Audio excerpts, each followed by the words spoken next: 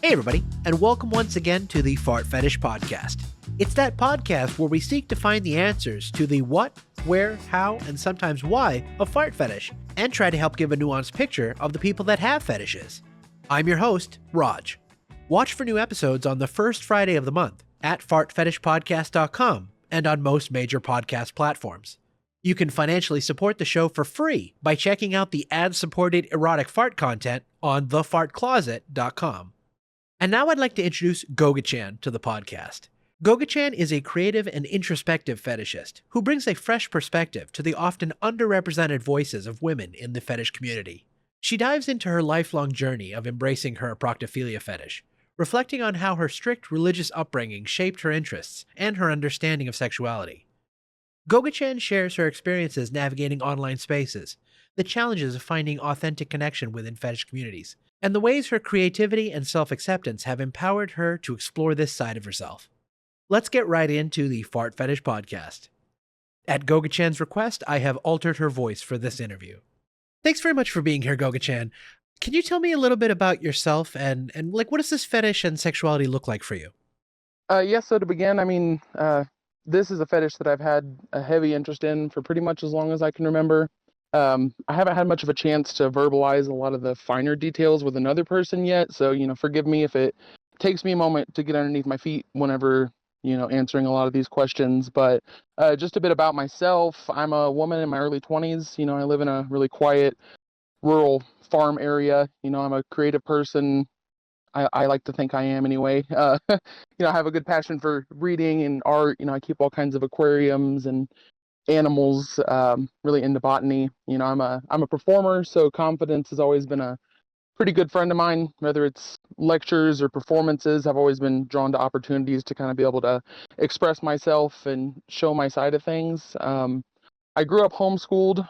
I know a lot of people will say that homeschool kids are weird, so I hope I'm not just coming here today and proving that point, but that can't be helped. So mainly for religious reasons, but my upbringing was really centered around modesty and tradition. My dad was a pastor. My mother was really involved in the church. So, uh, yeah, just a lot of strict rules around, media and TV and who we interacted with, a male hierarchy sort of thing going on, just a very insular environment. And looking back, I think that sort of sheltered upbringing and the lack of outlets for self-expression probably contributed to my current interests and how I explore my sexuality today, as well as my lack of education around my own body and health. But I'm largely here because as a woman in a more prudish community, I found a huge lack of representation for women in fetish altogether, but especially in this specific genre. Most of the women involved, even online, I've found to be content creators. There are exceptions, and I think that's great too. They're doing a lot to normalize the entire situation, and that I think should be the end goal regardless. But you rarely hear from women who enjoy these interests in their personal life or as a receiver, however you want to word that, I suppose. But I just want to share my view to help other people who might feel isolated, especially women who assume that their enjoyment of a fart fetish makes them an anomaly of some sort. I think it's important to normalize it altogether, but I'm also here because I just genuinely love this fetish. This is something that has been a big part of my life for the last 15 years or so, maybe even longer. And I just want to engage with the community a little bit deeper in a more productive way. I've been in a lot of online spaces, and I find that they focus on meetups and content sharing. And so for a long time, I've just been looking for a more thoughtful, educational discussion. So I think when I discovered this podcast, I was just kind of thrilled that it was offering a respectful, informative perspective on the topic rather than, how it's usually handled. So, as soon as I listened, I just knew that I wanted it gave me a ton of hope, for the future of the fetish. So I knew I wanted to contribute to that. That's awesome. That's awesome. I'm super glad to hear that. And I'm sure we're going to talk a lot about a lot of the things you brought up. To stay on the order of questions I have, what aspects, themes, scenarios around this fetish do you enjoy? Or to kind of give us a picture of how you enjoy this fetish, I suppose. Yeah, that's super extensive. I've been enjoying it since I was so young that you kind of can't help the progression. So it's changed a lot over the years. I'm particularly drawn to heavy domination in any fart related context. I enjoy scenarios where I feel small and powerless and underfoot, both physically and emotionally. Bondage often plays a pretty big role in it, but it's not necessary for me to enjoy it. It's just an enhancer, basically. Um, I enjoy certain levels of physical pain, um, like, whipping or nipple torture, breath play, whatever it may be during these scenes as well. And there's a lot of ways to incorporate different things like that. So, but I also enjoy really heavy aspects of like CNC, consensual non-consent, and just disrespect and humiliation altogether. I kind of enjoy the fact that it's not enjoyable. I know that's a bit counterintuitive because obviously I'm enjoying it or I wouldn't be doing it, but I guess I kind of like the ick factor of it and the fact that it's I don't know exactly why I would enjoy that it's painful, but I like the fact that it can be done in kind of a torturous manner with a dom and sub power struggle. I have a crushing fetish, and for a long time, I've had a fetish as being used as like furniture or a toy. So it's really easy to find ways to incorporate farts into that type of play. Um, of course, I don't know if I mentioned it already, but I like face sitting, especially farts during face sitting. Um, and people pleasing themselves while they're face sitting. But in the end, I think it's everything comes together kind of harmoniously. I like the visual aspects of the scenarios. Even just viewing them, I like seeing the struggle of the submissive person, like the way their nose scrunches, even, and just the way that the cheeks kind of obscure most of their vision. I don't know what it is, just like the groans of disgust. It all kind of comes together to create a multi-layer experience that I just find particularly enjoyable even as a viewer. Interesting. And for sure. I mean, that's definitely one. While I know a lot of people have a tendency to shy away or not embrace the domination side. People on the domination side do not seem Hmm. as public, I guess would be one way to put it. Um Right. but as I've talked about on this show, I mean that's definitely one side that I definitely um am also on, I suppose, or also have an appreciation of. But it is hard to know like or have a reasoning why one would want to like will have as an enjoyment around like an aspect of being tormented or tortured or what have you. CNC, even as you said, Hmm. this aspect of play. I don't think it's even within kink. I know there's obviously people that enjoy it, but I think broadly, I think people who like domination, it doesn't get as extreme as maybe this side, or maybe I'm not as versed in people that are on that side. Um, You'd mentioned in your intro about your religious upbringing, but you'd also mentioned in our messages this sort of hypersexuality you felt in your youth. Um, and you said farting was um, one of the only remotely sexual things you'd witnessed at that time. Do you have an idea of why you'd associated farting with any sort of sexuality at the time? Or do you think this was more of a naughty expression coupled with the hypersexuality looking for just an outlet, a safe outlet? Yeah, so I think this one's kind of a mystery for me as well. I mean, like a lot of other people said, it's been nearly a lifelong interest, and I mean, I overall had a good childhood, so I don't even see much of a reason why I would have been experiencing hypersexuality. I mean, it is common in my family for people to kind of hit those milestones early in their life. Um, but yeah, from growing up in a really deeply religious environment, I just kind of had no understanding of sexual attraction or bodies or even basic anatomy. So I think it was kind of just a snowballing of events, things that kind of piled up and led to these interests. Because the human body, even the opposite gender, especially the opposite gender, it was incredibly, incredibly private.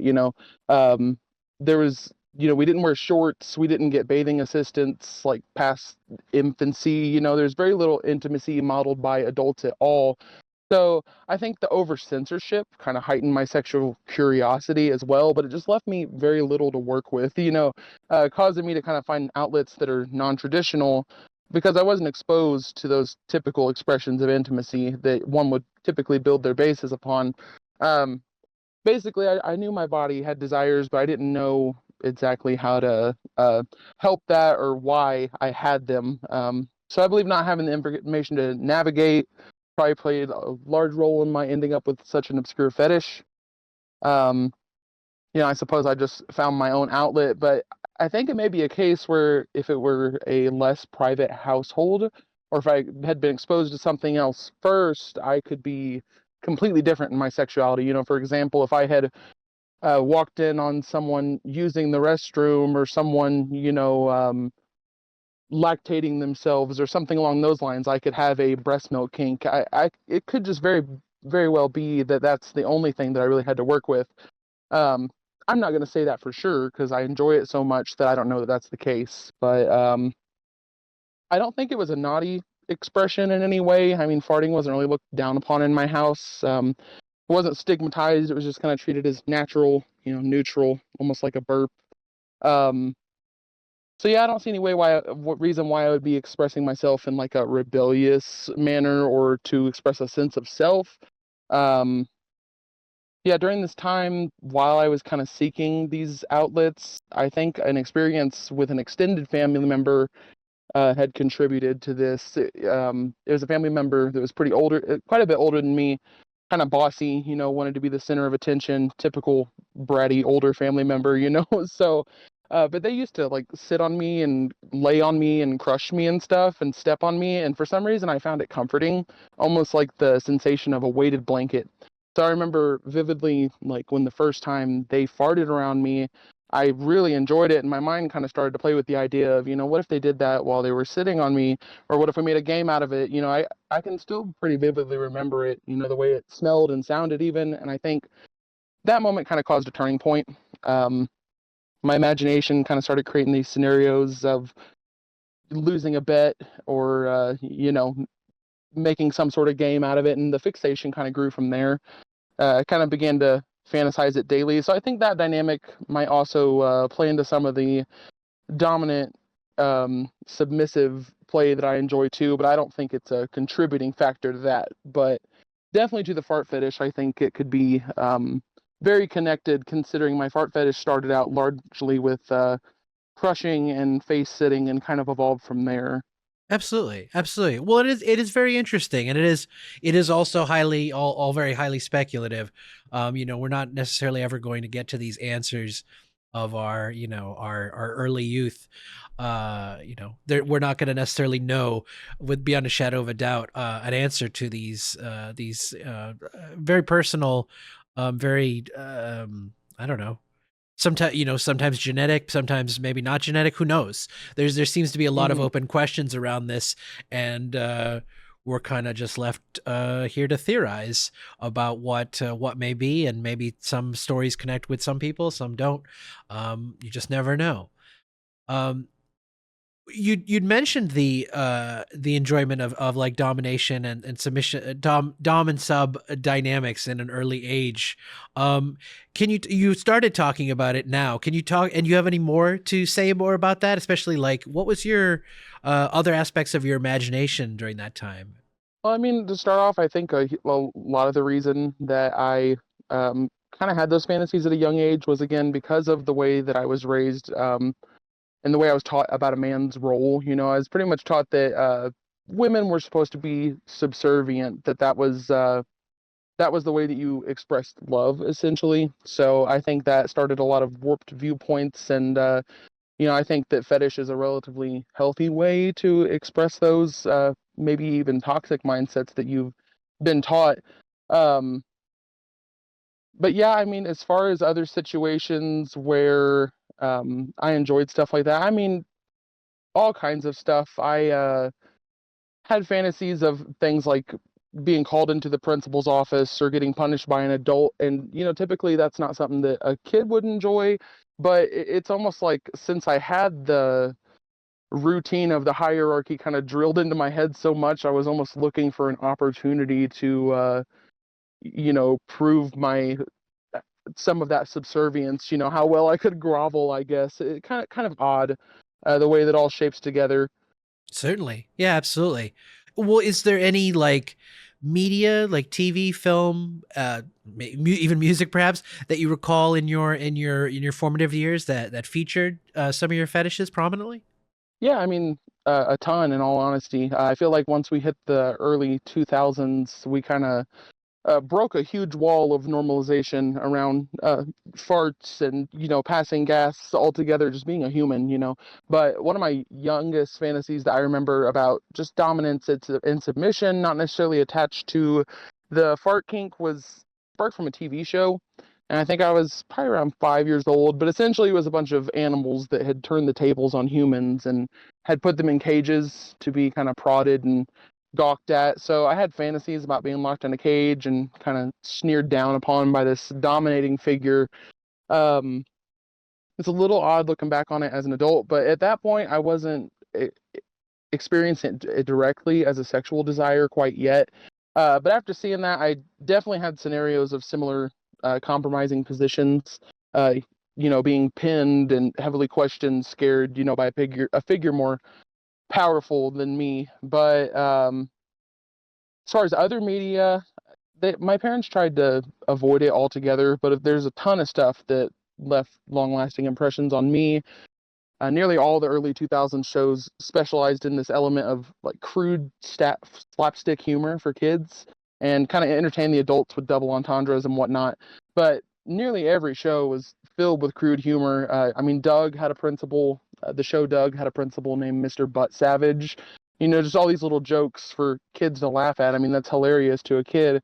Um, Nickelodeon also produced a commercial about just wellness and farting and showing a diagram of how farts are produced and how many times a day we do it. And they aired it with fart noises and all. There was a clip from Hey Arnold where Phoebe farts into the mic at a school assembly.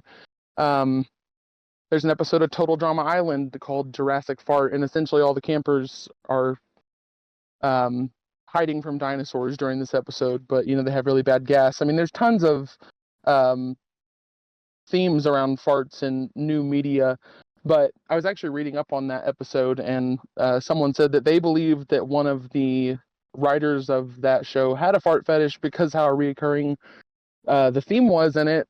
And honestly, I wouldn't be shocked by that because there have been so many people with this fetish that I've found openly work in art or media and entertainment. So it's very plausible that TV has so many references to it just because people with artistic nature and minds, kind of have a drawing to things like that. Um, I mean, it certainly explain the amount that we see on TV and stuff in general. But I think the most memorable moments of TV that I recall were probably from SpongeBob.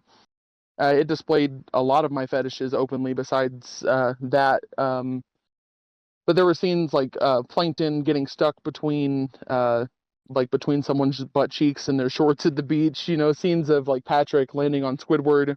And there's even a scene where when Patrick stands up, Squidward's face is like flattened to the imprint of Patrick's cheeks.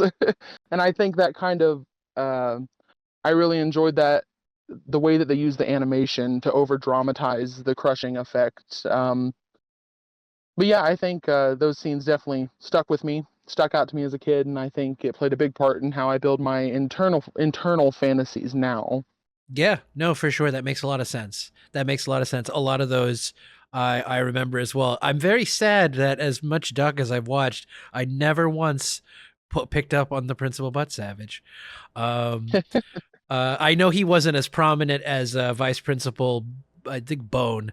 But yeah, Right. I do remember that character, and yet never made that connection.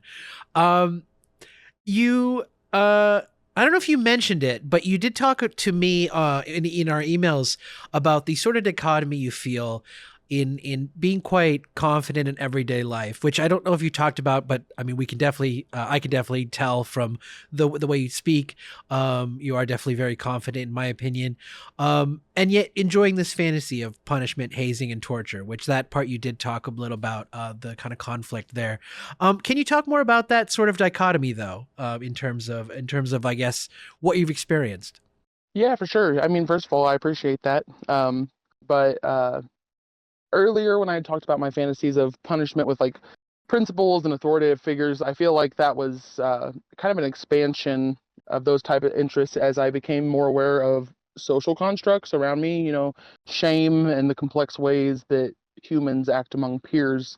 Again, being homeschooled, I had no reference for that sort of thing. Everything was very modest and calm, and we lived by these strict rules. So these fantasies started very strongly after I was allowed to attend public school, and I spent some time kind of understanding the dynamics that other my peers have with one another. And I think there was a lot of really intense emotion to play off of in the complex relationships that kids had with one another. Um, I didn't really have the same intensity at home. Basically, there was a ton of drama to work with, and I've always had a preference to kind of making my own fantasies or writing or reading things over recorded media. So, in my daily life, I was fairly normal. Again, about the confidence thing, I was the type of kid to probably keep a diary of like this self-written friend fiction about my fart fetish, but I was really self-aware, I was well-adjusted. I wouldn't have brought anything like that to school. I had confidence because I knew I was well-adjusted. I came from a background where I was able to, kind of follow my own pace in school, and I felt like I was a step ahead of my peers when it came to like social milestones and maturity. So, I was always the first to raise my hand and volunteer, go up front. Social anxiety kind of feared me, so um, I think viewing the relationships of my peers simply gave me a lot of content, for lack of better terms, for myself, and it brought the humiliation aspect um, to a little bit more of a personal level, rather than just the level of what I was imagining before of getting scolded by an adult. I think adding the peer level humiliation allowed me to create more intense fantasies where I really began to embrace the feeling of shame. And again, snowball effect, it kind of just continues to grow, into humiliation and then maybe physical pain. But yeah, I had fantasies just like things like proudly telling my crush, like, oh, I like you, I have a crush on you, only for them to turn around with even more confidence and reject me and be like, oh no, you're lucky to even get to smell my farts, and it potentially lead to like a rough and humiliating situation. I had fantasies like bullies targeting me and somehow forcing me into a situation where maybe a teacher was sitting on my face or farting on me while the class watched. Sometimes it would be along the lines of an oblivious teacher and them pulling a prank, or them conspiring to frame me so a teacher would punish me with farts in front of the class. I also had fantasies of like the women that were with guys that I liked doing things of that manner to me, and just kind of uh, spitting in my face, essentially, you'll never be with him sort of thing. um, Again, it's kind of hard to pin exactly why those things are. Um, but yeah, that's kind of how I experienced that situation, for lack of better terms. Gotcha. Gotcha. I understand. I understand for sure. One of the things you mentioned at the top of our interview was some of your hobbies, which I really appreciate you wanting to discuss because I think it helps give a rounded picture of us as fetishes. One of them you mentioned though to me in email, but I don't think you mentioned in the top was homesteading. I'd love to hear about what got you started into that and about some of your other hobbies as well. Yeah, for sure. I mean, outside of fetish, I'm basically an old lady. I mean, I turned 60 as soon as I turned 16. um, I have a lot of interests, a lot of passion for a lot of different things, but I've had blueprints from my home since I was actually about 12 years old. So I've spent just a lot of time planning and charting and saving and taking courses for planning for your future. So I invested in a bunch of materials. My first year that I was able to get a job, and I made a conversion home out of a shed that I just built myself with some help from family, and I lived off grid for a couple years while I was renovating. And me and my boyfriend at the time worked on a patch of land together to be able to haul this conversion home to and set up a forever house. So everything in our home was crafted by us essentially. But I have a lot of passion for pretty much all branches of artistry. I've dabbled in everything that I can put my hands on, from painting to woodwork, knitting, wood burning, poetry, animating, songwriting, sculpting. Um, I mean, I'm a full-time musician. That's what I do as my job. I just travel and play music. I've played all over the United States. Um, I like mixing my interests, so really interested in botany. But overall, I think adults should be allowed to express themselves. So this house that I'm building, every room's kind of themed, and I have like grass floors and grass ceiling and stuff. It's just very unique. I think we kind of put ourselves in too many boxes once we become adults and worry about the way that other people will view us, essentially. But yeah, I spend a ton of time outside. I have a farmer's almanac that's just specifically for our patch of land that I made. Um, Bird watching, we rescue animals that we find herd out in the woods pretty often. Um, but yeah, just a ton of stuff. I mean, there's just like anyone else. I'm a full, well-rounded individual, and I think that that's, again, like you said, something really important to kind of speak on, because simply I find that it's easy for us as individuals to kind of get lost in this fetish. I think that people forget that there are real human beings attached to these interests, and I feel the internet has played a big part in people lacking filters and kind of spewing hate without caring who's on the other side of the screen. I think our biggest strength is being able to realize that really no one's opinion matters but our own. You shouldn't deny yourself authenticity out of fear of what people are going to think. There'll always be someone that can find a reason to hate you and spread rumors. But I think with the intense nature of this fetish or kink or maybe just enjoyment, however you enjoy it, I think we forget about the humanity behind it altogether, that we aren't just fetishists, that we're a whole community, of unique individuals, people that, there are 1,000 reasons to want to be their friend or, want them on your team. And, we're someone to everyone around us. We're not just people. A lot of us are really awesome people. Listening to this podcast, I'm overwhelmed at the amount of just profoundly intelligent folks that you've had come on this show and speak on this subject. I mean, it almost makes me feel like ignorant in their shadow.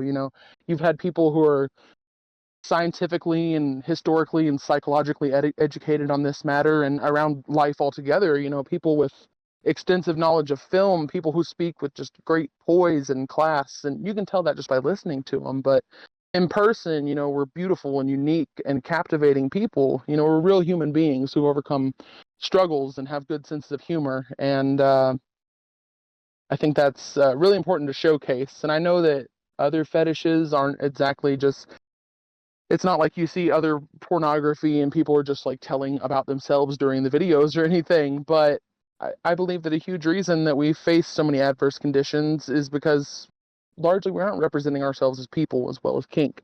Because I find that a lot of other kink that is accepted as taboo or dirty, they're more accepted, even than fart fetish. Just from my own personal experience, I don't believe that that's true for everyone. Um, but I find that most other fetishes are also representing themselves. Like people kind of think, so what if a girl likes piss because she's still pretty and funny, or she likes gaming, or whatever qualities you may find desirable. You can kind of look around a shocking fetish because there's a human being attached to it. And if we really only represent ourselves in porn or these clickbait articles that aren't written by people within our fetish, then it causes a huge detachment from the reality and the raw nature of the humans behind it. Um, People with this fetish are often really private and never share it with others. Oftentimes another soul never even knows. And I can see how outsiders are able to twist our interests into their own narrative, whether it be for clicks or money or but if we aren't proud of who we are as individuals as well as the fetish, then I think we can become completely buried under the whispers, so to say. So much of the content that you see, it exists often entirely because it's a paid platform that takes requests. Not always the case, and not necessarily anything wrong with that either, but it's just the reality of capitalization in our society. And I think many people who are truly into this fetish, they just it would make a huge difference to kind of represent the individuality behind ourselves. Again, kind of tracking back here, I've found in my journey that scat is actually more accepted in face-to-face conversations a little bit more than fart fetishes. I can only assume that's because it's talked about. It's even shown in TV shows and stuff pretty often of people having open scat fetishes. The non-fetishists may not be excited about this, but I feel that the shock value has kind of faded away because people are more indifferent. It may not be their thing, but it's represented, and kind of washes some of that face-to-face shock value away. And I think that we can achieve the same thing if we, put the work into doing it, representing ourselves. For sure, for sure. Well, you said quite a bit, but I want to acknowledge one. I think it's great summary you made of like the guests and people that have been on the show. I think that's a great way to put it. And I definitely agree. I definitely see that as a valuable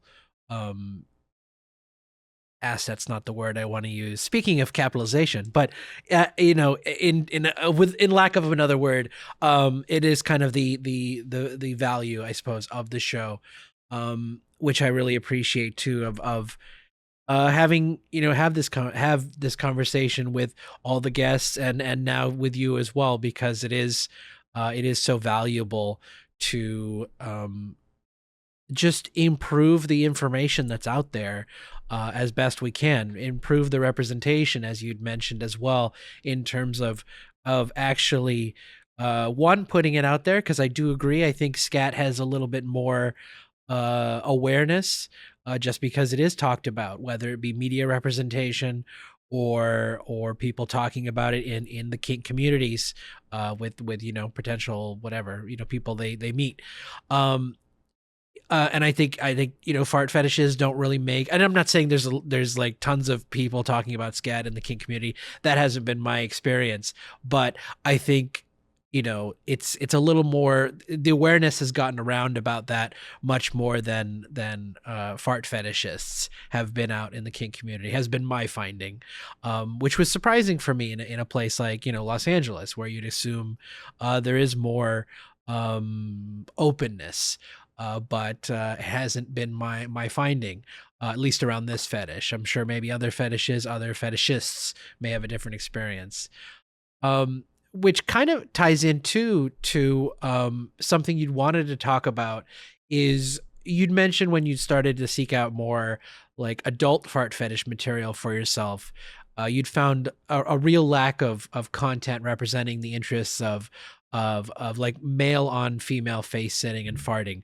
We have spoken to Akaraka on this podcast, and I know he is a content creator, half of that group, half of that couple, making content in that space. But can you talk more about your perspective in terms of this lack of this niche being covered? Yeah, absolutely. Yeah, so Akaraka would actually be one of the first that I would bring up in my journey of finding stuff that I actually enjoyed. But when I first started looking for content in a knowing manner, and I kind of knew what I wanted to search for, it was really difficult to find much of anything at first. I mean, I kind of didn't exactly know what words to include to bring up the options that I wanted. Again, living in a pretty sheltered area, I was just having to learn as I went. But I found a lot of what I label as soft porn, like soft fart porn, which I've heard other guests use that term as well, which is interesting because I've never seen it online or anything like that. So, um, that type of stuff was easy for me to find, but it mostly consisted of women like sitting on teddy bears or dolls, things like that. It was still fetish content, but nothing inherently pornographic about it. A lot of POV, or simply videos of just someone farting for the camera. At that point, I didn't exactly have my desires down to a science, and I was just looking for pretty much any videos that had farts in them.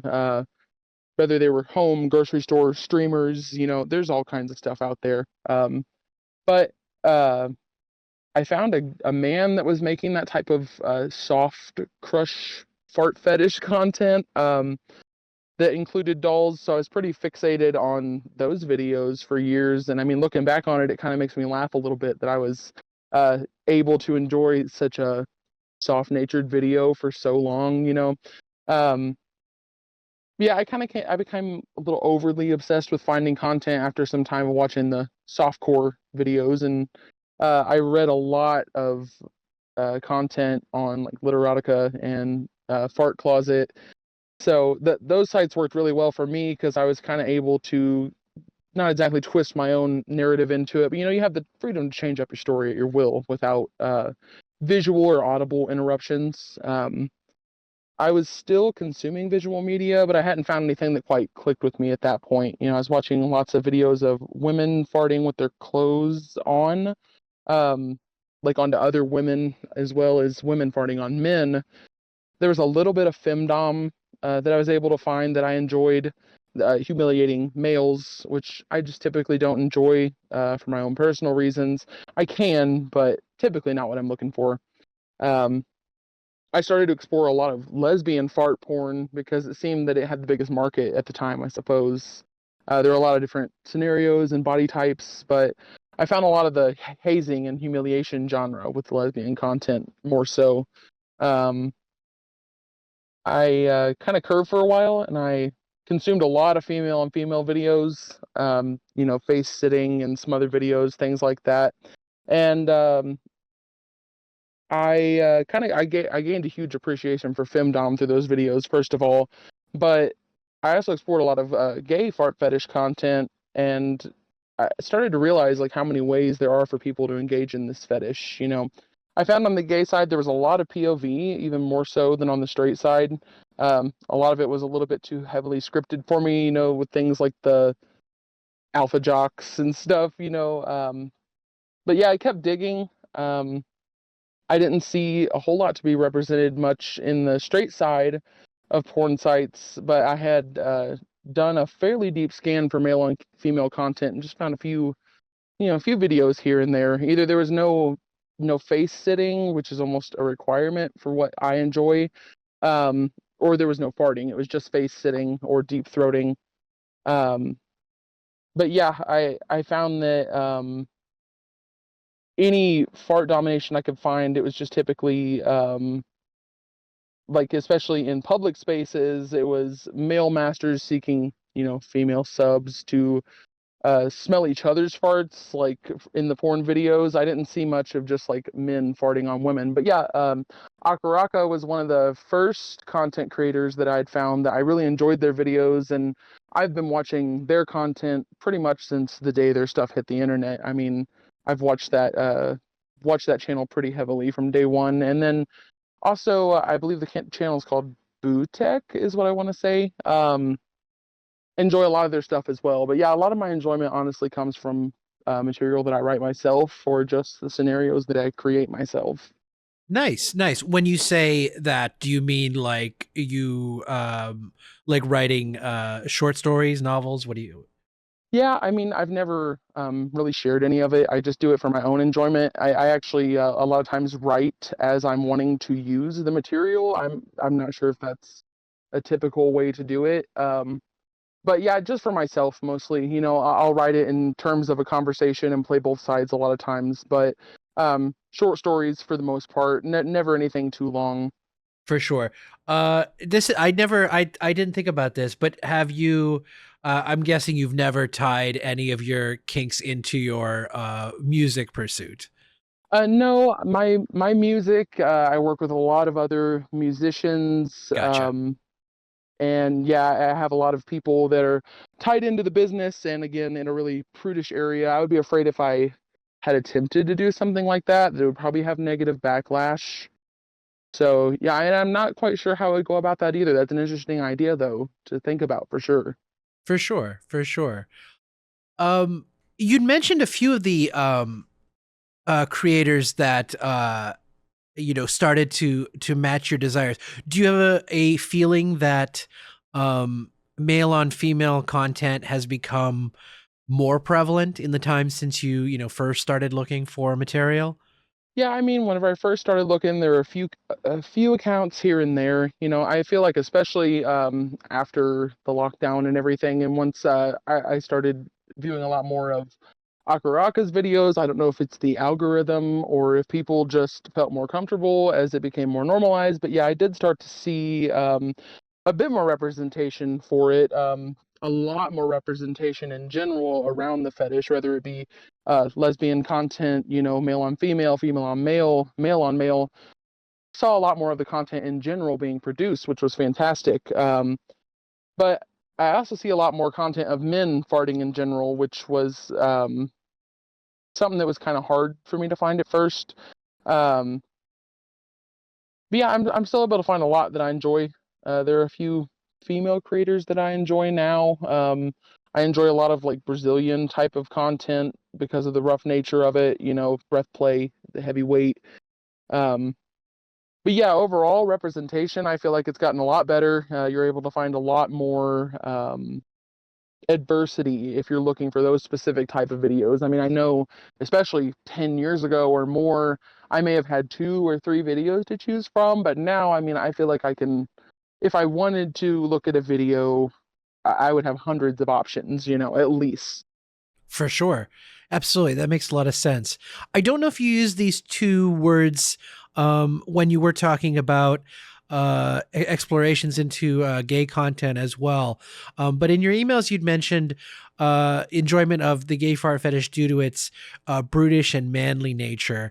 Do you think that ties into just the speaks to the nature of the level of domination you enjoy, similar to how you'd spoken about the Brazil content?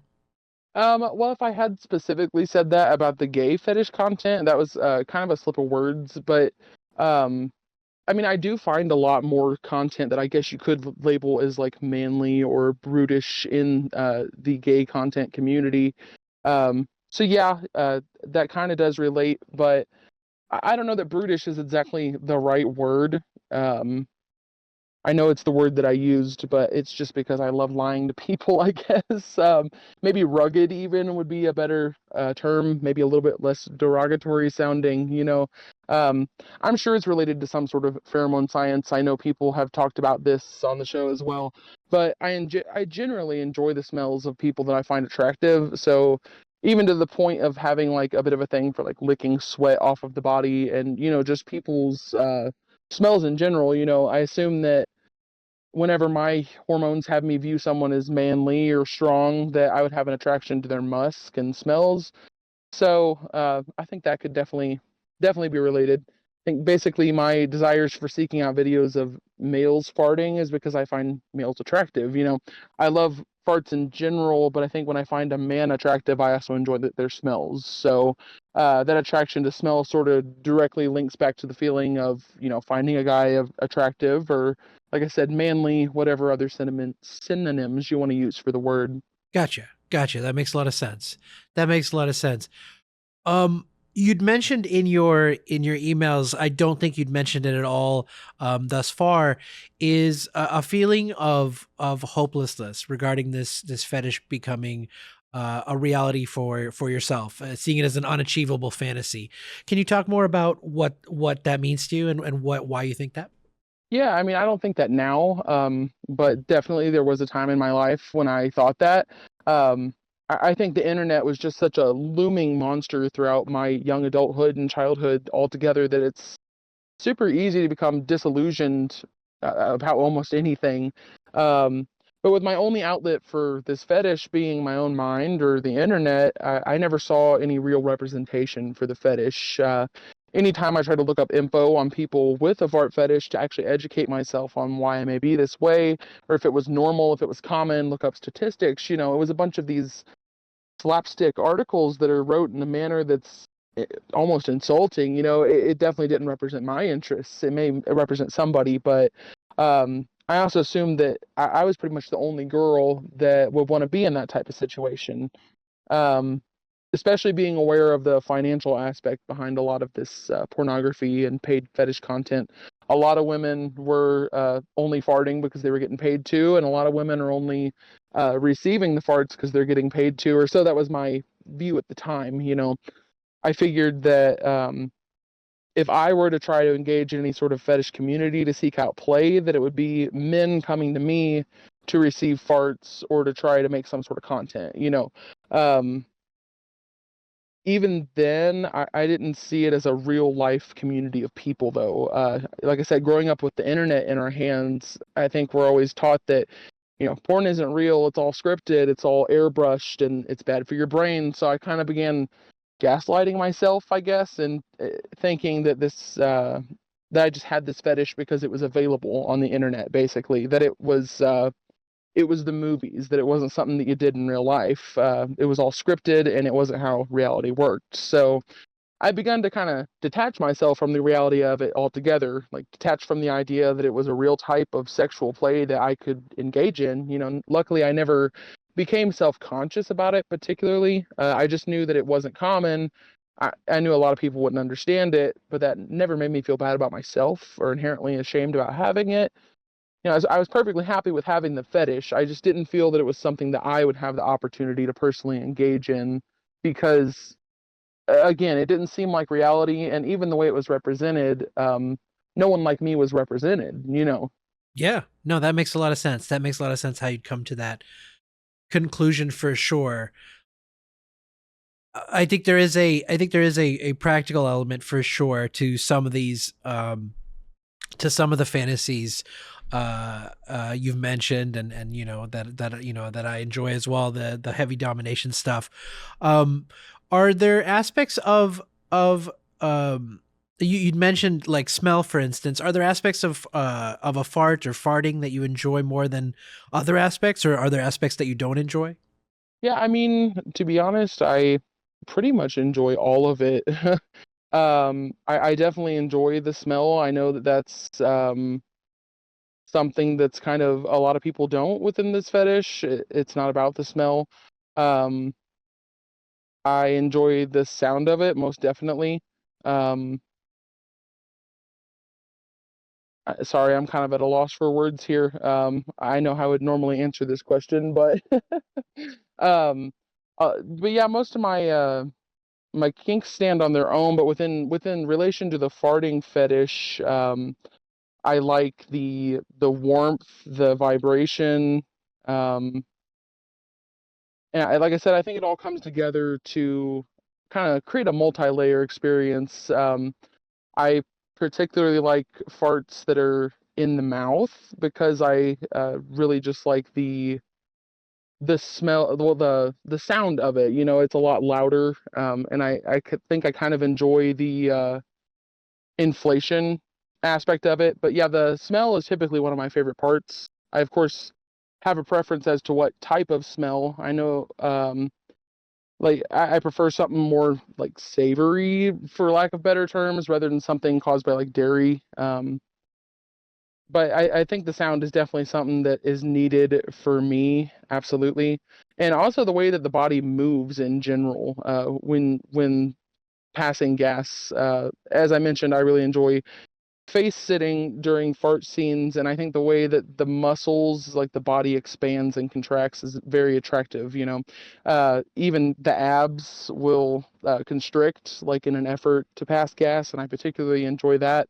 So I suppose a lot of my enjoyment comes from the strain of the person farting to the evident relief, not because I find enjoyment in their discomfort while bloated, but because of the physical evidence of the gas kind of passing through them before it can be heard or smelled. I think a fair amount of I enjoy a fair amount of like vor, and I feel that particular captivation with the way the body constricts is largely related to a fascination with how the body is working on the inside for me.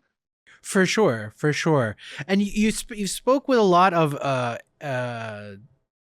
I don't know, very very specific knowledge in terms of smell. Have you experienced like face sitting, farting in your, like your recent years, I suppose? Yeah, I mean, my husband, I've known him since I was, a little kid, so very open, comfortable with him. So yeah, he does his best to try to understand, exactly what I like and why I like it. So he's actually built a face sitting bench that we can kind of utilize for him to watch TV and stuff, and allow me to kind of act out these scenes while he's just kind of living about his daily life. And I actually really enjoy that. That's a lot of it for me, is just kind of the feeling of being put underfoot. But yeah,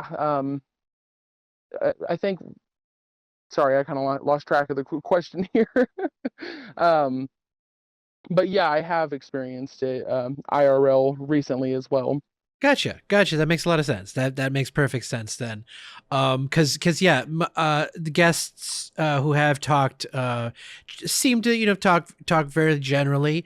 Maybe that's just their preference, or a lack of experience. Can't say on all cases, but I just picked up on that specifically, and Mhm. perhaps it just speaks to your how much the things you enjoy as well. One thing you'd mentioned in our emails is you feel this fetish is pretty good at warping mindsets. Can you talk more about what you mean by that? Yeah, I don't necessarily think that it's just this fetish. I think that it's again, the internet all around has done so much to our world. In this day and age, I think that we have a huge attachment due to media and isolation capabilities in the internet. And I think that less people feel the need to participate in these taboo fetishes in general because media is so readily available to kind of satisfy those needs. And although I have personally witnessed what I'm referring to within this fetish community, I think it goes all around for all people and all fetishes. Like I said before many times, my generation, born with the internet in our hands, and we were all warned from a very young age that internet's full of stage tricks. So I believe that everything being immediately accessible, on top of the fact that a lot of it has been heavily airbrushed and packaged for presentation, leaves a lot less to the imagination, and it kind of warps our mindsets on it, around the reality of the situation. We begin to develop strong preferences that we may never have thought of without outside experience. But um, with this fetish and similar ones, a lot of people feel the need to hide it within their daily life. And the only way that they experience it is through media. It's not common, it can be embarrassing.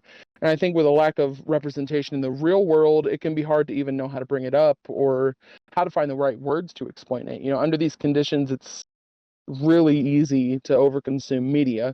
So I think just consuming a high rate of any adult content can warp your mindset around the body, build foundations for false narratives, and ultimately just get your hopes up for something that won't happen in real life quite the way it does on the screen. Um, this can be a fetish that's difficult to obtain in real life, and I think people often begin to doubt themselves and develop a sense of shame over their interests because uh, they're getting all their narratives and experience from pornography a lot of times, which I'm not dogging on people who don't have experience. That was me not too long ago, in all honesty. But the internet can be a dangerous tool if it's not utilized in the proper way. Find that oftentimes in group chats you'll run into people who seem to be very disillusioned on how these dynamics on how they work in a consensual setting.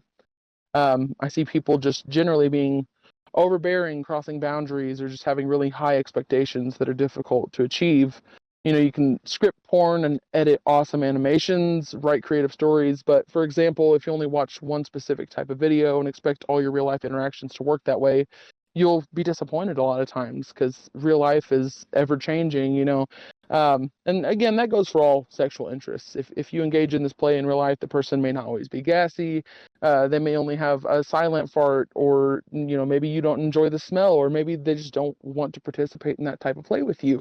I think it's really easy to forget that when these fetishes are represented in film, they're produced in a manner that sort of highlights and display all the moments that we want to see.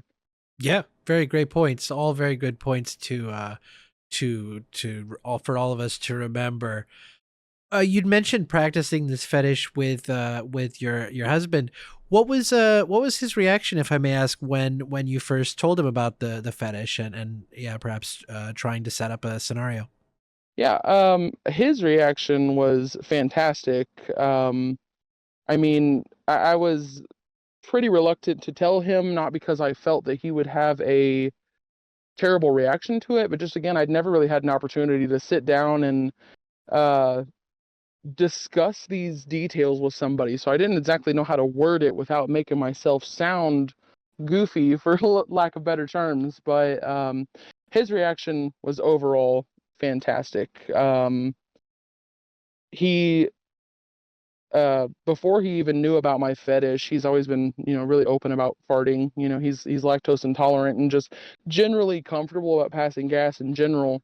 But I think one evening that really brought me to want to tell him about it is we were over at a friend's house, and people are drinking, and a couple people started like a verbal altercation. And after a while, everyone was mad at this particular attendee, asking them to stop their behavior. So my husband farted on his cigarettes in front of everyone. So everyone was like laughing until they were blue in the face over this, because it was hilarious.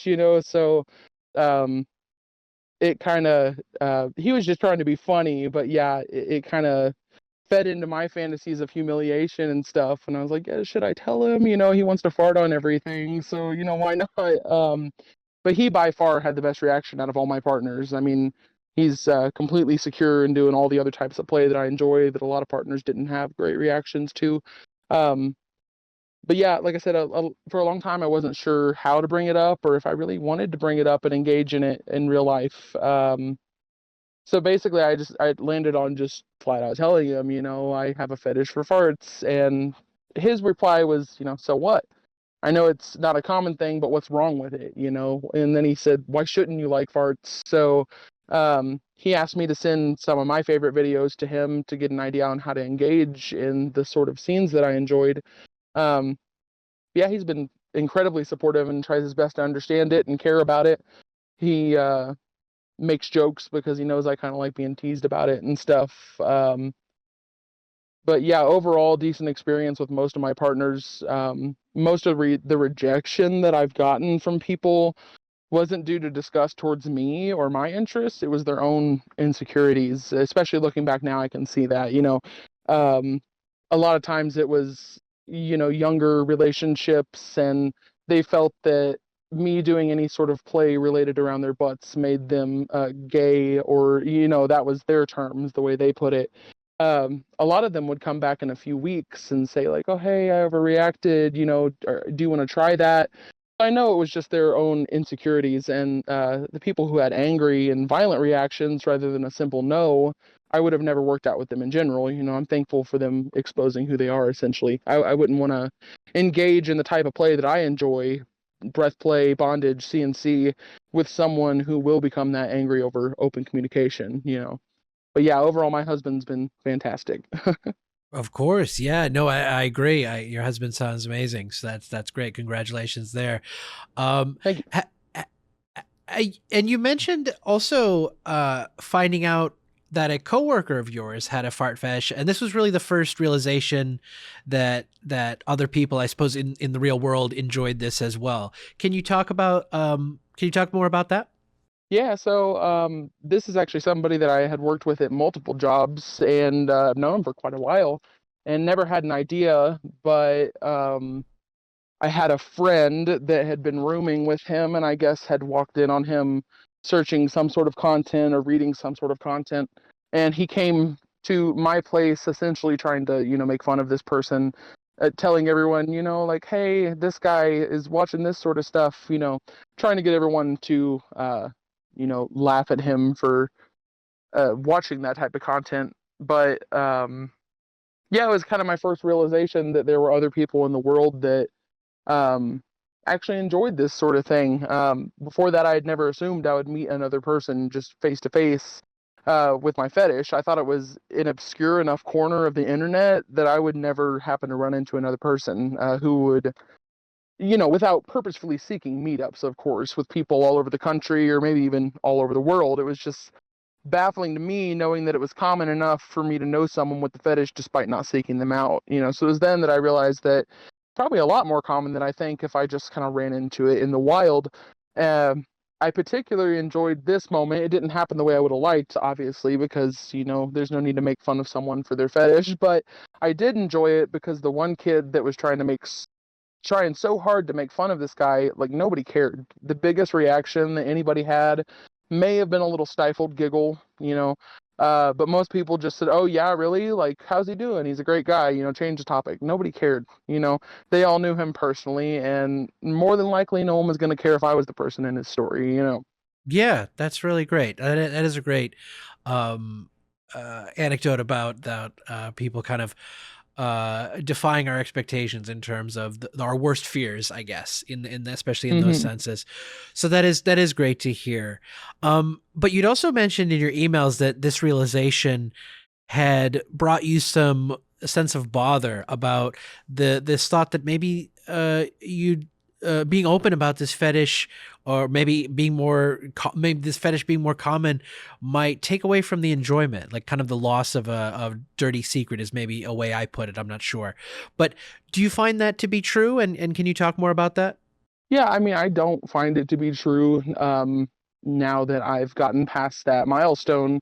Um, but I guess essentially my thought process is that I'm an open book all around. Like anyone can ask me anything, and I have always been the type to let them know I love sharing. Um, so this is probably the only thing in my entire life that has ever been a secret from everybody. Like not a single soul, not my best friend, not my mother. Nobody knew, and I enjoyed the action of sort of shaming myself. Like I don't know if that makes any sense, but making myself feel shame for the things that I enjoyed. When someone farted in public or I got similar opportunities, I would essentially humiliate myself for liking that sort of thing.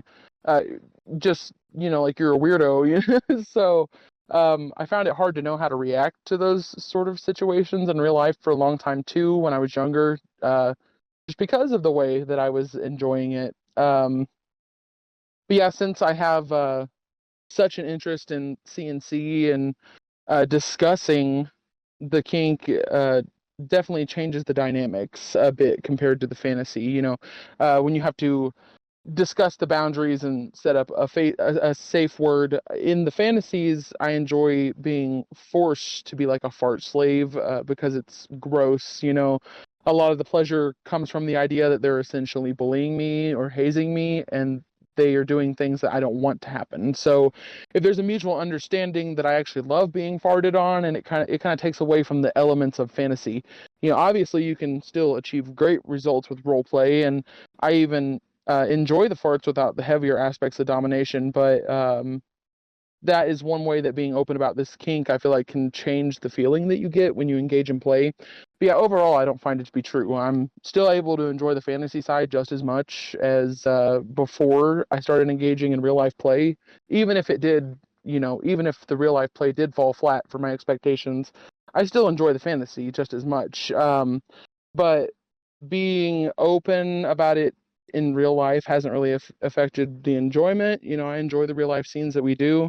But yeah, that was a huge concern to me. I get so much enjoyment from the role play stories that I create that I was worried about kind of losing the magic in the image that was in my head. I was afraid that in real life, play would just be different altogether than my expectations. And I was afraid that I wouldn't enjoy it as much as I thought that I would. But yeah, overall, I found that it was just more than likely me trying to convince myself to not be open about it. Gotcha. Well, that makes sense. That makes sense. Well, and then as you were growing to be more open, you talked about starting to explore like fetish online groups. Can you talk about the experiences in entering those spaces and what your findings were? Yeah, for sure. So, I wasn't necessarily looking for any sort of meetups or anything. I entirely was joining these groups because I wanted to educate myself and see how other people enjoyed the fetish, and simply to kind of have some practice explaining to people what I enjoy so that I could more easily engage in real life scenarios. But most of the experiences, sadly enough, were very uncomfortable, and that's sad to me because again, I don't find that to be the case for most people within this fetish, but it just so happens that the online communities that I've seen, yeah, very uncomfortable experiences. I spent weeks searching for groups that were designed for people with the fetish to connect and share and role play.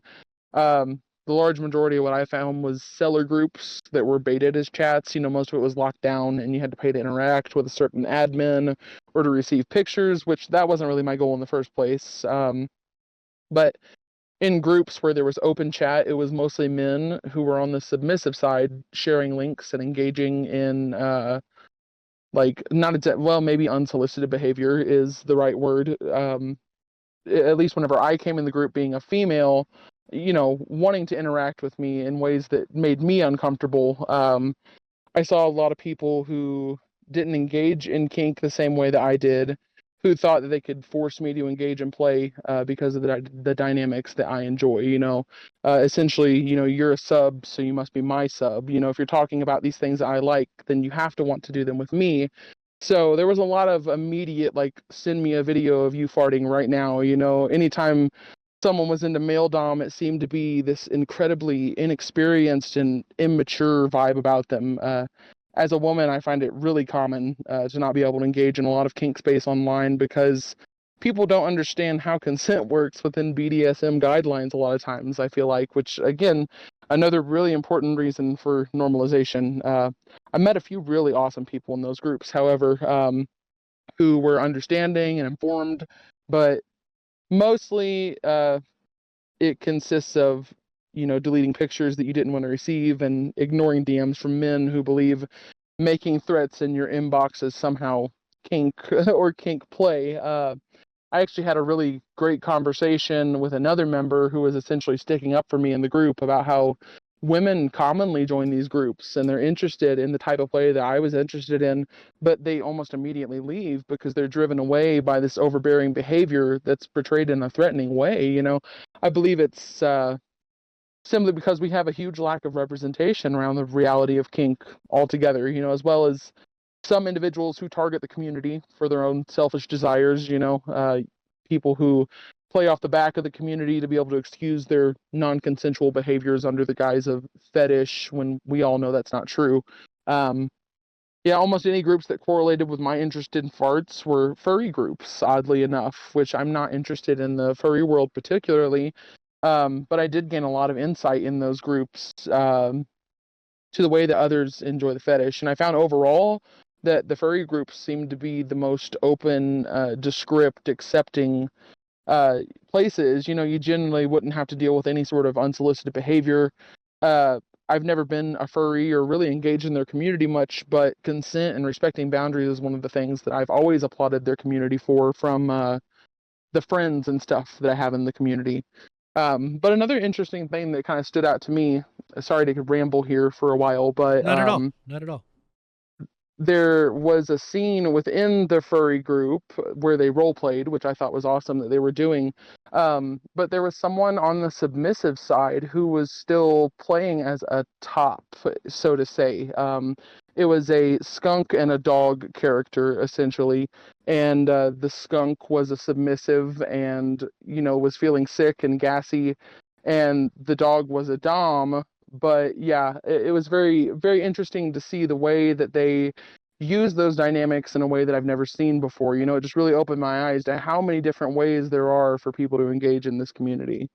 Absolutely. Absolutely. Well, and that's quite a diverse exploration you had. I guess it makes sense, though, not, in searching for a community that seemingly was not there.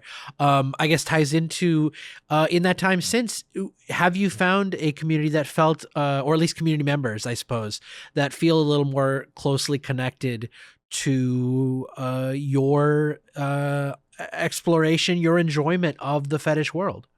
Yeah, I feel that there are more options when you browse, like when you search for fart fetish related groups and content.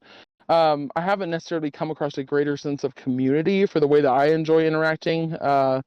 There's not any sort of in-person fetish scene where I live or anything like that. I do agree that the internet has made this fetish way more acceptable, and I don't believe I've found any uh, great comfort in most of the online communities that I've seen, but I have learned a lot. I've had some good experience when it comes to the fetish community as a whole, but most of the interactions I've seen from this fetish are along the lines of, the Pornhub comment sections or whatever site you're on. It's a bit disheartening to not see other fetishists, wanting to represent the fetish a bit more truthfully, because I just see a lot of um, I don't know, horn dogging is how I would put it. Whenever you come into these spaces that are meant to educate, I think the ability to hide behind a screen has made it better and worse in a lot of ways. I think people are more willing and able to explore.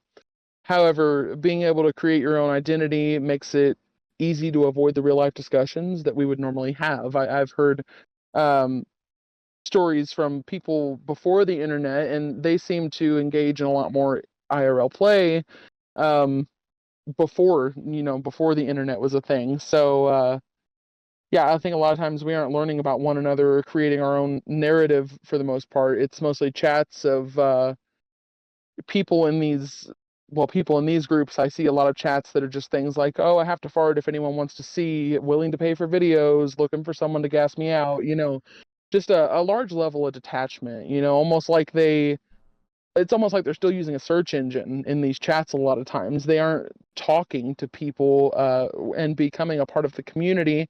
And I believe for there to be a sense of community, we have to take ourselves seriously and realize it's about more than just the feeling in our pants, essentially. I think another issue that we fall upon, again, is just that we don't act like a community. More often than not, everyone within these communities are only there to take and typically have nothing to give. Everybody within this fetish typically wants farts, but no one is willing to be a giver. So in an earlier episode, you'd kind of discussed with a guest in one of your very early episodes that in the gay community, they don't like that a lot of times. If we're all into farts, then how are we able to create a community if no one is participating in the give and take relationship? I'm obviously not in any gay fart fetish communities because I'm a woman, and that's just not what they're looking for, I'm sure. But however, they discussed a type of relationship where everyone puts in some work, so everybody should be able to have something to offer and receive, something they will be able to enjoy and gain from the sense of community that they're building. And that's just not been the case in my experience on the straight fart fetish community. It's usually pretty hard set on, I'm only a receiver type of attitude, to the point that most of our communities have become seller groups or links to existing pornography, because often no one's willing to give any sustenance, rather, or be part of the conversation. It seems people want to log in, make demands, and have the perfect fantasy fall into their lap a lot of times. Yes, absolutely. You make many great points there. Um, and I think the one thing I was going to say. I think on the straight side, there's a lack of only word I can think of is infrastructure around the sharing of content, just because there is such a mismatch of a gender mismatch in terms of who's in these communities. Probably going back to what you spoke about, people acting like in these communities, why that mismatch exists. So I think there is some there's some, it can't just be like, straight guys are going to start producing content and everything's going to be better. But I agree 100% that there is a heavy focus on the take mentality. It's all commodified. The straight side has nothing that is not commodified. Like, I think Yep. that's what's appealing about the gay side of the fetish in some ways, is because there is a sense of community around this thing that 100% of the participants enjoy. Whereas, everybody in the straight side, there's only a 50% participation there, and the other 50% is generally female content creators looking to make Hmm. money, which, valid as well. um, and then speak to why there isn't women that aren't content creators in those communities. Goes back to, again, probably what you say about how women are treated, or whether be piled upon with messages or mistreated by people who are like, oh, this is my role, this is your role. And even though I've never dominated anyone or had a conversation outside the internet, this is what we're gonna do. It's like, yeah, there is a um that I think it goes back to what I think it's Dill who has said it multiple times, is like there is a leveling up that's required in terms of, like, a lot of people who at least present publicly in this online community spaces have the tendency to not seem like they're even like reached a sense of like human normalcy, human, like this is how I conduct myself as a human in life. um so I think there is some level of that needing to be exercised or leveled up, for to use another word about it. And yeah, maybe that'll happen. I think that's also speaks to the disappointment too, in terms of like intellectualization. Why I try to hold this space. Sacred's really not the word I want to use, but I'm just going to use it then, because I I want it to remain an intellectual space, because there is so few. Like even when a Reddit group forms or retakes the reins around like being an intellectual discussion around or even like a anecdotal discussion around farting, it tends to devolve into pornography. And that's not to speak ill of pornography. It is just disappointing when you are looking for true true intellectual thought in this space. You'd mentioned to me in the emails you had a curiosity around the idea that fetishes are passed down genetically. What gives you that idea? What I'd love to hear your thoughts on that. What are your thoughts around that? Yeah, so I'm not really well versed in the science around it necessarily, but I know that there is a fair amount of scientific proof that, a lot of your fetishes and a lot of just your whatever personal interests, your hobbies, things that you're good at can be passed down directly through genes. So, um, from my understanding, sexual tendencies can grow their foundations from multiple factors, including your environment, your genes, your childhood surroundings. So I would see no reason that our sexual desires would form any differently, than anything else, essentially, any other aspect of our personality through a combination of genetics, environment. And I also know that many of the kinks that I enjoy, I was definitely not the first person in my family tree to take part in them, just catching little pieces of information here and there, throughout my life. I know that there are other people in my family that enjoy more extreme fetishes. So, um, but I found it interesting that again, there are so many guests that you've had on that are in arts and entertainment, and my family has had a long line of entertainers. I mean, we go back generations, and nearly all the children in my family were born with like an innate ability to understand music and an interest in learning it, and the ability to create art or entertainment is directly linked to how the creative part of your brain works. And I can't see why sexual interest would be much different, I guess, is what I'm trying to say. Fetish can most definitely be an expression of self, and I believe it works on a similar axis to many of the other traits that are passed down genetically.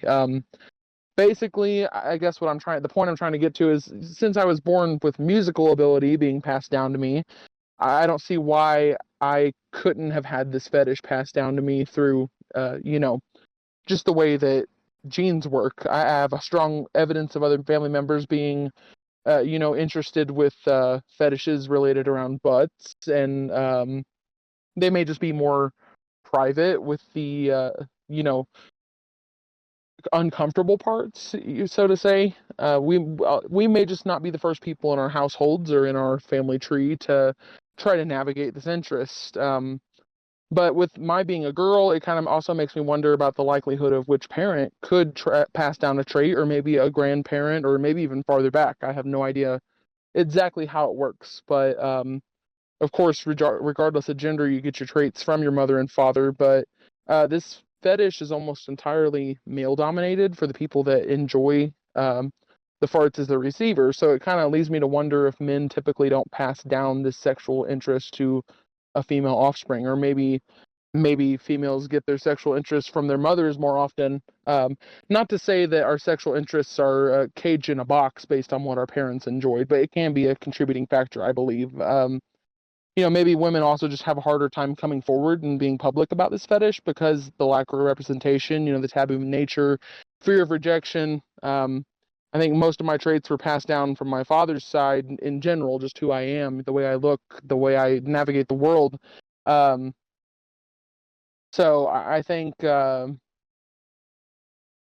don't know, my dad's side is very eccentric, but my mother's side has proof of these more extreme sexual interests. So it just leaves me with a lot of curiosity about how the biology behind it works. And where exactly this could have started for me, since it began at such a young age without an extreme presence or influence, or as many other guests have kind of referred to, a sort of bonding or humor that caused an interest in flatulence. I didn't necessarily have that, so it makes me wonder if there's a deeper underlying reason why I may have had such an immediate interest. For sure. That makes a lot of sense. I do think there is something to the um I think maybe there's that the dichotomy aspect I think is big to a lot of people. There's the the fact that farts are not something that should be um publicly outside, I think is maybe more appealing than people perhaps give it credit for. The sort of thing we talk about as like intimacy or camaraderie here on this show, I think is maybe more appealing to maybe even non-fetishes. I think there is something to that whole um that feeling, and Absolutely. I wonder if that maybe ties in as well. In your experience, what do you feel has helped you most grow in terms of like whether your fetish, your sexuality, or both? In all honesty, what's helped me most in my entire life, also in fetish and sexuality, is just self-acceptance, and what I essentially view as exposure therapy. I kind of a thing where, if I feel anxious about something, or I feel that, oh no, I can't do that because somebody's going to judge me, I go out and I make myself do one thing that I think would be uncomfortable, that people would look at me and go, oh, what a freak, because then you go out and do it, and what one person looks at you, nobody says a thing, nothing is as big of a deal as you make it. I mean, even today, I was nervous about coming on the show, and I play music for crowds of thousands of people, but here I am nervous about sitting and talking, to one person, and we just kind of over exaggerate things in our mind a little bit. But for starters, if you can't accept yourself and respect yourself, even if you find someone willing to engage in kink, it's going to make it much more difficult to find someone that respects you and has your best interests at heart. So I think learning how to be direct not only with who you are, but with your boundaries. There was a time in my life where I struggled with knowing how exactly to say no, and how to set hard boundaries without seeming offensive. And I've learned that if someone's offended by your communication and your boundaries, then you don't want them around. Don't even waste your time dealing with it. It's a little off topic, but within communities where people partake in psychedelic substances, they have a general rule that you never partake with anyone who would make you feel uneasy.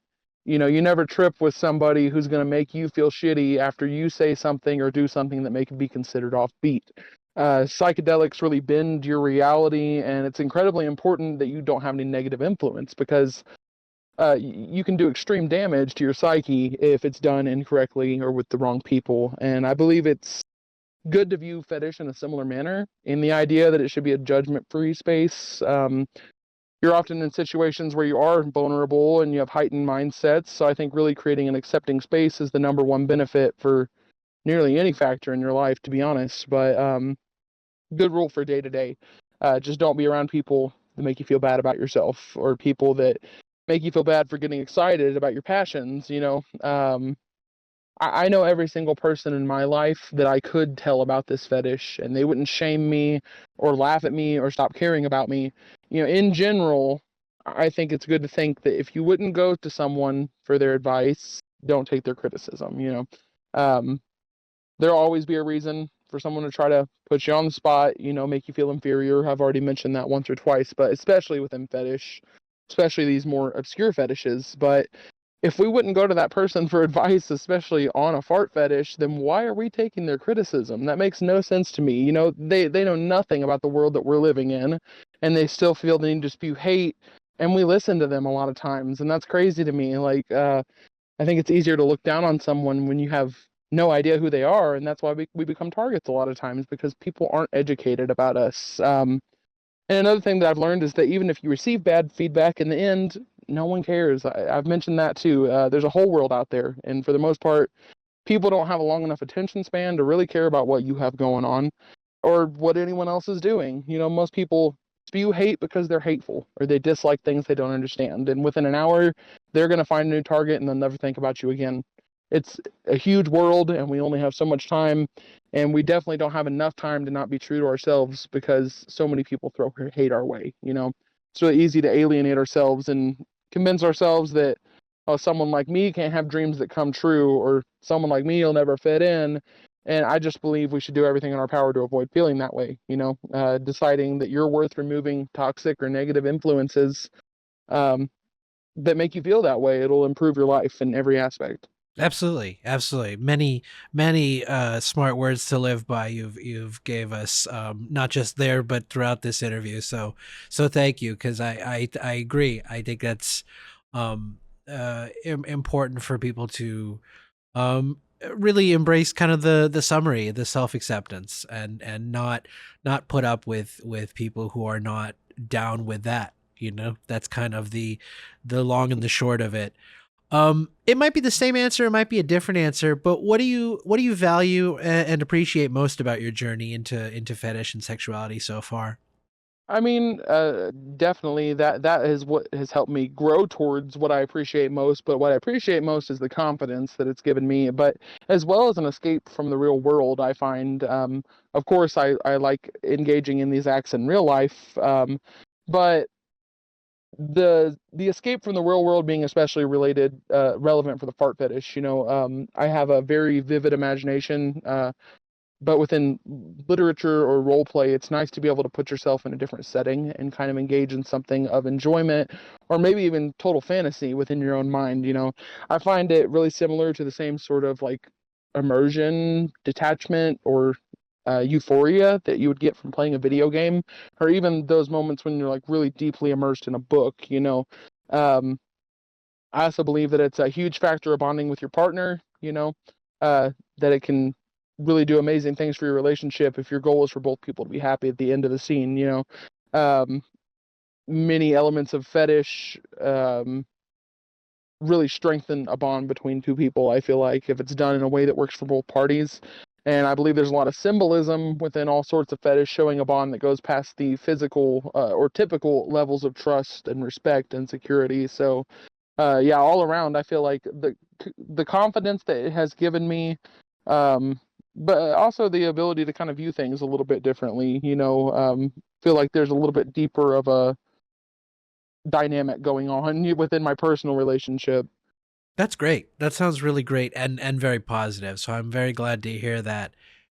Uh, do you feel like you have an opinion on, or did have an opinion on fetish or sexuality that you used to hold, but has outdated you, as you no longer hold that view? And what do you think made you change your mind, if so? Yeah, I mean, almost everything, if I'm going to be completely honest. I've mentioned it a couple times. I was raised in a fairly insular home, kind of bigoted. I was taught that, for the most part, any sexuality outside of the normal societal constrictions were not only wrong, but they were evil. I was taught that it was evil to participate in anal sex, even if it was a man and a woman. Like if a man were to participate in that action with his wife, it was evil because it was a perversion. I was taught that it was a mental disorder to have a desire to do that because women made babies. Uh, there's no reason to partake in that kind of act because you know that's not how you make babies. Essentially, to go against your nature and have sex in any manner that wasn't for procreation was a sin. Not to say you couldn't have sex with your partner for enjoyment, but you couldn't do it outside of the intended manner, or outside of religious constraints. So I was taught that same-sex marriages were wrong, relationships, that having multiple partners, polyamory, was wrong. I was taught that to even have attraction to someone outside of a documented relationship was a sin. Very intense rules, and they weren't quite the same for my brothers. There was an insane double standard from men to women. So as a girl, I was made to join these purity groups upon maturity, where all they did was teach us these sorts of messages about everything you do is wrong. Essentially, I was taught you weren't supposed to be proud of your sexuality, even if it was morally upright. um, that it was something entirely private, and that only you and your partner could enjoy it. The only way your partner could enjoy is if you hid yourself and respected him by covering yourself and acting reserved. women weren't supposed to dress in a way that made them feel pretty. Like we weren't supposed to adorn ourselves with jewelry. We weren't supposed to do our hair. We weren't supposed to wear bright patterns or embrace our personality in any way because it was seen as being vain. I was also taught really harmful things along the lines of consent. You know, if you're married and you actually love your partner, you don't say no. Of course, all these views did a complete 180 as soon as I was old enough to realize the amount of hate and hypocrisy that I've been taught. You know, the moment that I was able to kind of form my own understanding of empathy and the human world, I mean, all of that came shattering down. Um, but of course, I have lots of opinions or maybe interests within fetish that have evolved throughout the years. You know, for example, when I first discovered my fart fetish, I enjoyed it entirely clothed for the most part. And that's changed a lot. I enjoy it in many other ways now. And originally, I never thought that I would ever have a thing for scat, but in searching for the type of male on female fart uh, pornography that I enjoy, I've ran a lot across a lot of scat content that fit my desires pretty well. So yeah, I have developed an interest for really light levels of scat, and that's something that I wouldn't even have expected. Um, I don't know how much I could, actually handle of that type of play in real life, but my outlook on the manner has changed a lot since the beginning of my journey. It's true for most of my fetishes that they've kind of progressed and led to other interests, and that I never thought that I would enjoy had I not explored with an open mind. I believe if you're being productive and kind to other people and true to yourself, you'll constantly have changing opinions on everything because you're growing. You're learning new information, and you have to take that into account to form a full opinion, essentially.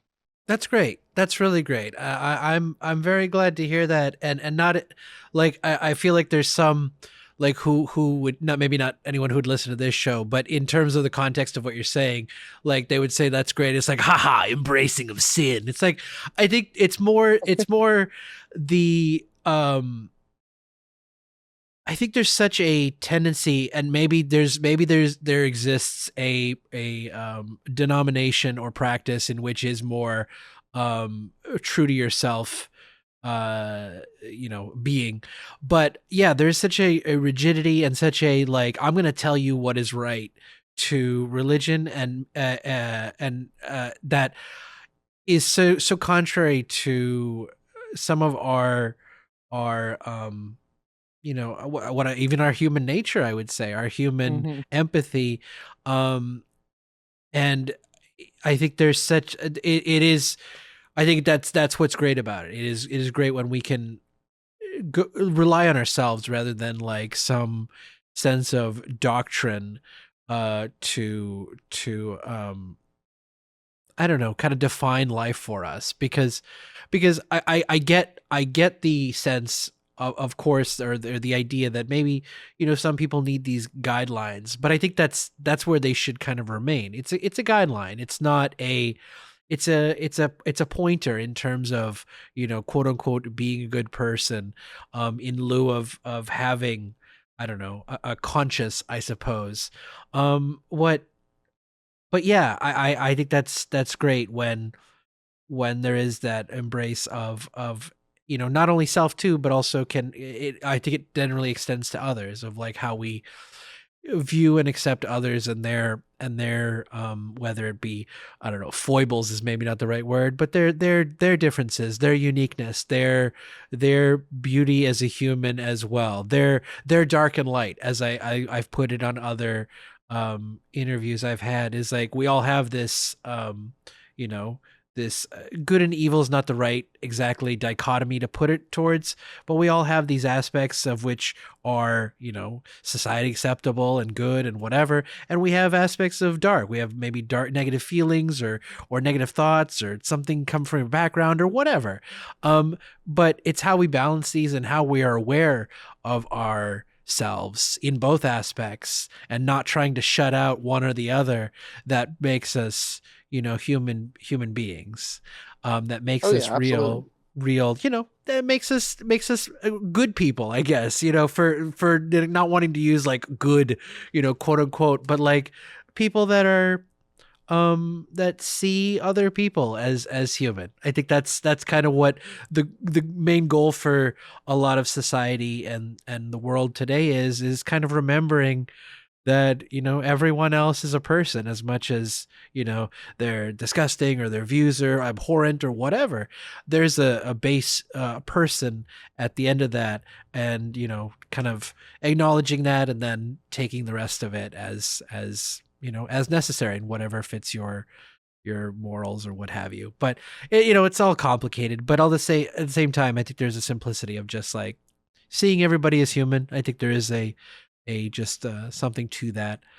Um, as I come to the my last question, I do want to thank you so much for taking this time and having these great conversations with me, because it is so important. I hope it definitely reaches people, who, especially people who would connect, because I know this show, hasn't talked to as many women fetishists as I'd like, and I always appreciate getting the opportunity, and you've been a very uh you know great guest in that respect as well, because it's been great to uh get a lot of your very deep and introspective thoughts on this matter. So I appreciate that.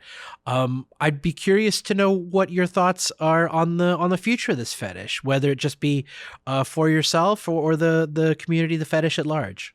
To be honest, I think it could go a couple different directions. I believe that with a lot of these younger generations, we are, at least from being able to see my generation from a peer perspective and the way that we interact with one another, as well as these younger generations, a step younger than me, and the way that they interact, I think we're kind of putting foot forward into a more laid back mindset of, if you're not hurting anyone, you do you.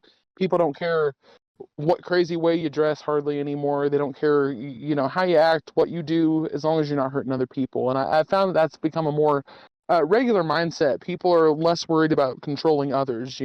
I believe that the advancement in technology gives us a fantastic opportunity to connect with other people and educate ourselves. But to the contrary, I believe the rise of technology can become a poison to our community if used in an improper manner. I already see it all the time. If I look for written erotica content by actual authors, I see that there are so many options for AI chatbots within the last probably 2 years. And they seem like they're user made bots, and it's awesome that people are expressing themselves with their creations. Fantastic. I'm not sure if they're collecting ad revenue for those or not, but in the idea of using your talent to create a character you can interact with is awesome. But humans already struggle with connecting with one another when technology is available instead, especially over these taboo topics. But I believe many people will become even more recluse, with the steady increase of these chatbots and anonymous paid platforms. I believe without a real sense of respect for the community as a whole, these online chat rooms will continue to be a place where many people are made to feel uncomfortable. Some people, it may be a great space for them, but if you don't directly fit the mold, then it might not be a great place for you. Um, so many communities in this fetish are not just this fetish, all fetish are filled with toxicity. I guess what I'm trying to say is, if you're creating a community based entirely on unbridled sexual desire and you can't hold yourself with enough couth to treat others with respect, other people will view us as deviants and weirdos. The community will be seen as creepy and gross and overbearing if we interact with people in a manner that's frankly creepy. And it's unfortunately something that I run into very often.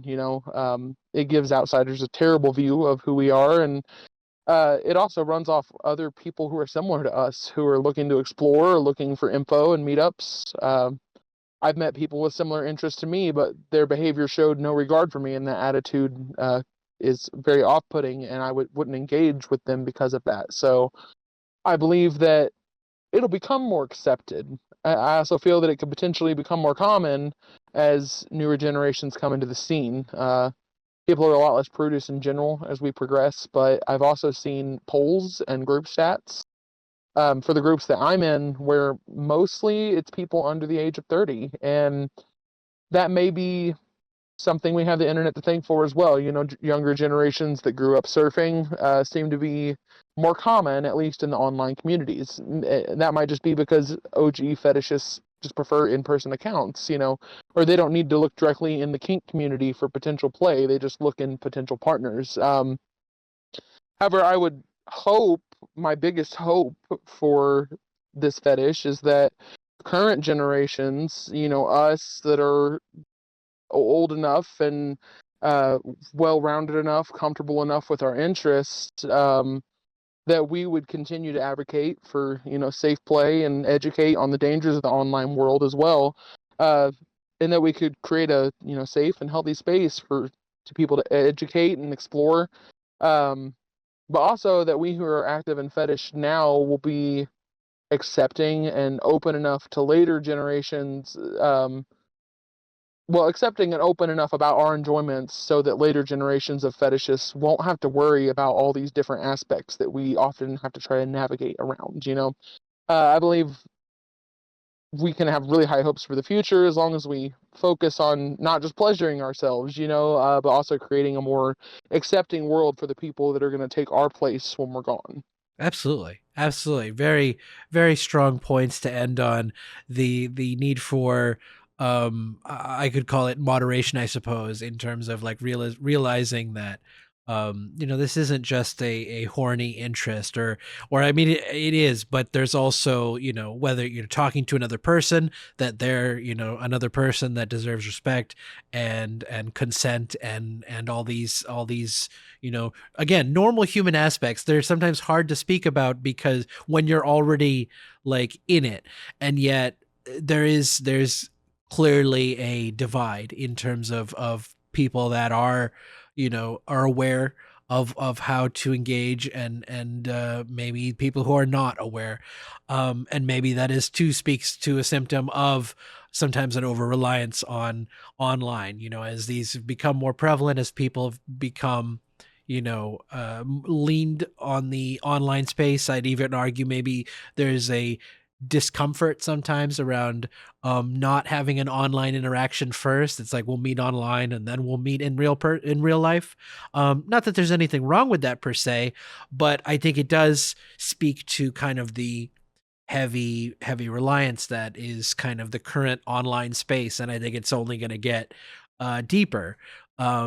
And that speaks to also like the chatbots. Some people are going to just choose that option and lean on that, and maybe the chatbot will eventually be imported into like a some kind of doll or whatever, some kind of physical manifestation that makes the pleasure a little more tactile, I suppose. So yeah, there is a dark cloud looming, and that's the thing. It should be aware to people. We've had enough articles talking like social media, the negativity of it, and yet it doesn't necessarily change the way the world works. So hopefully over time, whatever, it'll lose its luster, or people will realize that it's consuming that is similar to like just eating junk food all the time. It'll be maybe frowned upon in the similar way, or maybe not. Maybe it'll double down upon. We never know.